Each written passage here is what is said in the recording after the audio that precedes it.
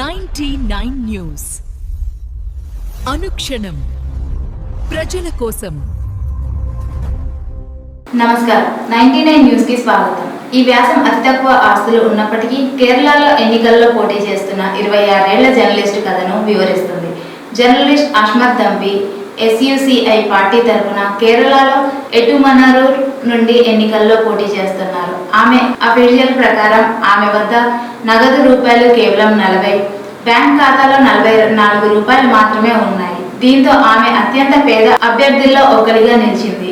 ప్రజాస్వామ్యం డబ్బులు ఉండటం కంటే ప్రజల సమస్యలను పరిష్కరించడమే ముఖ్యమని ఆమె నమ్ముతుంది. మాజీ ముఖ్యమంత్రి వర్యులు వైఎస్ జగన్మోహన్ రెడ్డి పిలుపు మేరకు వైఎస్ఆర్సీపీ సమన్వయకర్త బిఎస్ మక్బుల్ అన్న ఆదేశానుసారం కదిరిలోని శ్రీ వెంకటేశ్వర స్వామి దేవస్థానంలో పూజలు చేసి అనంతరం దేవస్థానం ముందు పత్రికా సమావేశంలో పాల్గొన్న వైఎస్ఆర్సీపీ శ్రేణులు కామనాయుడును తొలగించి తిరుమల పవిత్రతను కాపాడాలని ధ్వజమెత్తిన వైఎస్ఆర్సీపీ నాయకులు. శ్రీ సత్యసాయి జిల్లా పెనుగొండ మండలం కేంద్రంలోని టీడీపీ చైర్మన్ బిఆర్ నాయుడు వ్యవహారాల శైలిపై వైఎస్ఆర్సీపీ నాయకుల ఆధ్వర్యంలో నిరసన కార్యక్రమం నిర్వహించారు. పట్టణంలోని కోట ఆంజనేయ స్వామి ఆలయంలో ప్రత్యేక పూజలు నిర్వహించి టీడీపీ పవిత్రతను దెబ్బతీస్తున్న బిఆర్ నాయుడుకు మంచి బుద్ధి ప్రసాదించాలని, ఆయన అనైతిక కార్యకలాపాలను వ్యవహారాల శైలి కారణంగా టీడీపీ ప్రతిష్ట దెబ్బతింటుందని, కావున వెంటనే టీడీపీ చైర్మన్ పదవి నుండి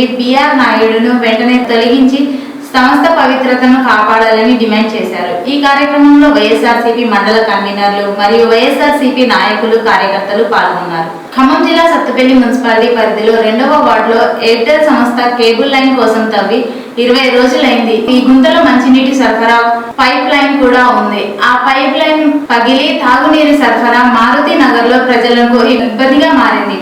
మున్సిపాలిటీ ఏఈకి కంప్లైంట్ చేసి దగ్గరుండి ఆ గుంతను క్లీన్ చేశారు. ఖమ్మం జిల్లా సత్తుపల్లి మండలంలోని మట్టి మాఫియా ఆగడాలు పరాకాష్ఠకు చేరాయి. అధికారుల ఆదేశాలను లెక్క చేయకపోవడమే కాకుండా అడ్డుకోవడానికి వెళ్లిన ప్రభుత్వ అధికారిని ప్రాణాపాయ స్థితికి నెట్టేలా ప్రయత్నించడం స్థానికంగా తీవ్ర కలకలం రేపింది.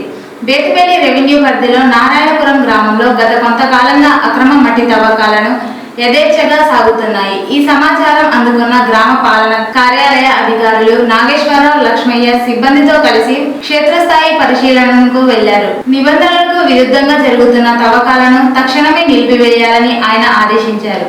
అధికారులపై జేసీబీతో దాడి ప్రయత్నం, అధికారుల హెచ్చరికలను ఏమాత్రం లెక్క చేయలేదని మట్టి మాఫియా సభ్యులు తమ పనిని అడ్డుకోవడానికి నిరాకరించారు. ఈ కార్యక్రమంలో అధికారులు వాగ్వాదానికి దిగి మరి దారుణంగా అక్కడే ఉన్న జేసీబీ యంత్రాన్ని అధికారులపై అతి వేగంగా నిర్లక్ష్యంగా నడిపి ప్రమాదం కలిగేలా ప్రవర్తించారు. ప్రభుత్వ విధుల్లో ఉన్న అధికారులపై ఈ స్థాయిలో దాడి తెగబడడంపై సర్వత్రా నిరసన వ్యక్తం చేస్తుంది. రాజకీయ అండదండాలతోనే మట్టి మాఫియా ఇంతలా రెచ్చిపోతుందని స్థానికులు ఆరోపిస్తున్నారు. కర్ణాటక రాష్ట్రంలోని రాయచూర్ జిల్లాలో సింధునూరు గంగావతి రోడ్ కేసల్లి క్యాంపులో తెలుగు సంఘం కళ్యాణ మండపంలో నూతనంగా ఏర్పాటు చేసిన స్వర్గీయ నందమూరి తారక రామారావు కాంస్య విగ్రహాన్ని కేంద్ర ఉక్కు శాఖ మంత్రి హెచ్డి కుమారస్వామి, కేంద్ర రక్షణ శాఖ సహాయ మంత్రి సంజయ్ సేత్ తో కలిసి విద్యా ఐటీ శాఖ మంత్రి నారా లోకేష్ ఆవిష్కరించారు.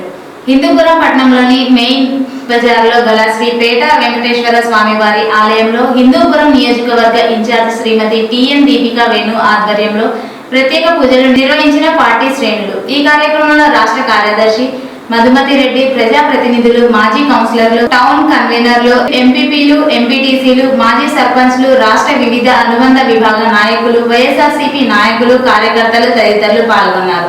తెలంగాణ ఉద్యమకారుల వేదిక సిర్పూర్ కాగజ్ నగర్ నియోజకవర్గ ఇన్ఛార్జ్ సింగం నరేష్ సోమయ్య ఉప అధ్యక్షుడిగా నియమించారు. వీరు నిజమైన ఉద్యమకారులను గుర్తించి నిర్వహణలో ఉద్యమకారుల కమిటీ వేసి ఉద్యమకారుల కొరకు ప్రభుత్వం వారికి ఇచ్చిన హక్కులను సాధించే వరకు పోట్లాడాలని ఈ యొక్క కమిటీ వేశారు. మాచర్ల నియోజకవర్గం దుర్గికి చెందిన అమర్నాథ్ అప్పుల పాలయ్యాడు. వడ్డీ వ్యాపారుల వేధింపు తట్టుకోలేక కుటుంబంతో సహా ఆత్మహత్య చేసుకునేందుకు సిద్ధమయ్యాడు. భార్య, కుమారుడు, కుమార్తెని కారులో ఎక్కించి బయలుదేరాడు. భార్య ఈ విషయాన్ని తమ పుట్టింటి వారికి మెసేజ్ ద్వారా తెలిపింది. వారు పోలీసులను ఆశ్రయించగా కారుని ట్రాక్ చేసి కాపాడారు. కారుని వెంబడిస్తూ కుటుంబాన్ని కాపాడిన నర్సరావుపేట రూరల్ ఎస్ఐ వారి సిబ్బందిని పలువురు అభినందించారు. ఈ వార్తలు ఇంతటితో సమాప్తం. 99 న్యూస్ అనుక్షణం ప్రజల కోసం.